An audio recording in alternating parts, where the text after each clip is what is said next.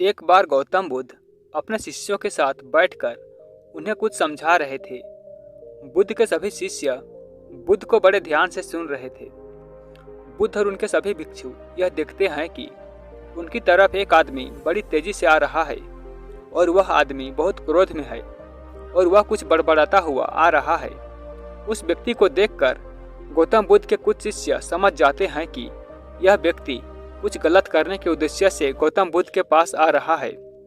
इसीलिए गौतम बुद्ध के दो शिष्य दौड़कर उस आदमी के पास चले जाते हैं और उसे रोक लेते हैं और उस व्यक्ति से पूछते हैं, तुम कौन हो और तुम्हें किससे मिलना है।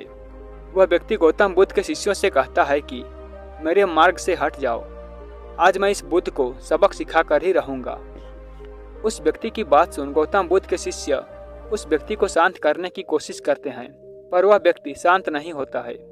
बुद्ध उस व्यक्ति को देखते हैं और मुस्कुराते हैं और अपने शिष्यों से कहते हैं कि मेरे प्रिय भिक्षुओं, उसे आने दो मेरे पास, वह मुझसे कुछ कहना चाहता है। बुद्ध की आज्ञा का पालन करते हुए बुद्ध के भिक्षु उस व्यक्ति के मार्ग से हट जाते हैं और वह व्यक्ति बुद्ध के पास आकर खड़ा हो जाता है। जैसे ही व्यक्ति बुद्ध के पास पहुंचता है, वह बुद्ध को गालियां देना शुरू कर देता है। बुद्ध उस व्यक्ति की गालियां सुनते रहते हैं, परंतु उसे कोई भी उत्तर नहीं देते। बहुत देर तक वह बुद्ध को गालियां देने के बाद वह व्यक्ति अपने मन में सोचता है कि मेरी गालियों का तो बुद्ध पर कोई असर नहीं हो रहा है। इसलिए उस व्यक्ति का क्रोध और भी ज्यादा बढ़ जाता है और वह व्यक्ति बुद्ध के ऊपर थूक देता है।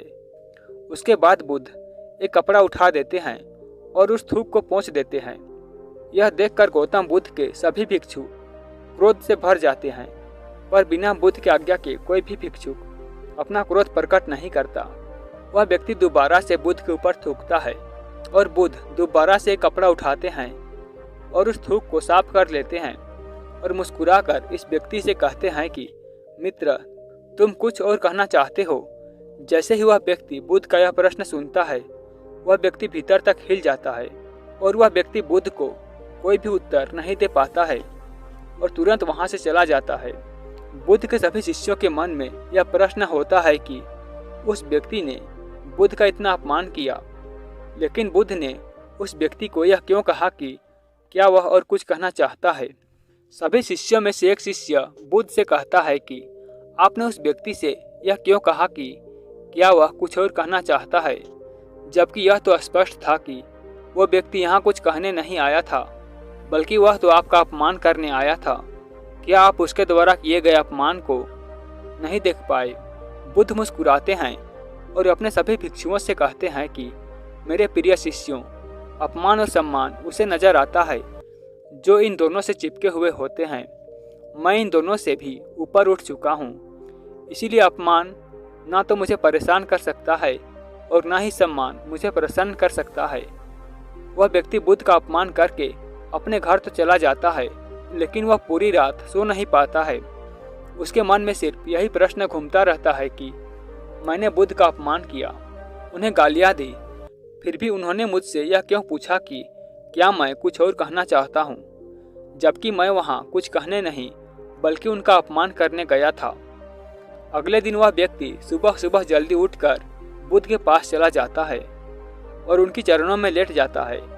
बुद्ध के सभी शिष्य उसको देखकर आश्चर्यचकित होते हैं। जो व्यक्ति कल बुद्ध का अपमान करके गया हुआ था, आज वह रो रहा है और बुद्ध के चरणों में पड़ा हुआ है। बुद्ध उस व्यक्ति को उठाते हैं और उस व्यक्ति से कहते हैं कि मित्र, क्या तुम और कुछ कहना चाहते हो। इतने में ही बुद्ध का एक शिष्य बुद्ध को टोकता है और उनसे पूछता है कि बुद्ध, जब कल यह व्यक्ति आपका अपमान कर रहा था, तब भी आपने यही बात कही थी कि क्या तुम्हें कुछ और कहना है, और आज यह व्यक्ति आपके चरणों में पड़ा रो रहा है, आप तब भी यही बात कह रहे हैं। इसका क्या अर्थ है? बुद्ध, कृपया कर हमें समझाइए। बुद्ध कहते हैं कि बात को कहने के लिए शब्द असमर्थ है। कल भी यह व्यक्ति मुझसे कुछ कहना चाहता था, पर शब्द असमर्थ थे, इसीलिए क्रोध में आकर उसने मुझ पर थूक कर इसने वो बात मुझसे कहने का प्रयास किया, और आज भी शब्द असमर्थ हैं। इसके आंसू कह रहे हैं जो यह कहना चाहता है। उसके बाद वह व्यक्ति बुद्ध से कहता है, बुद्ध, मुझे क्षमा कीजिए, मैंने आपका अपमान किया है। बुद्ध कहते हैं, तुम्हें क्षमा मांगने की कोई भी आवश्यकता नहीं है, क्योंकि क्रोध भी तुमने किया और उसकी पीड़ा भी तुमने ही पाई है। इसमें तुमने दूसरे किसी को क्या नुकसान पहुंचाया है। बुद्ध अपने सभी शिष्यों और उस व्यक्ति से कहते हैं, क्रोध जलते हुए अंगारे की तरह है, जिसे हम अपने हाथ में पकड़ते हैं किसी और पर फेंकने के लिए, और सर्वप्रथम उस अंगारे से ही हमारा हाथ जल जाता है। तो दोस्तों, इस कहानी से हमें यह सीख मिलती है कि हमें कभी भी किसी पर क्रोध नहीं करना चाहिए।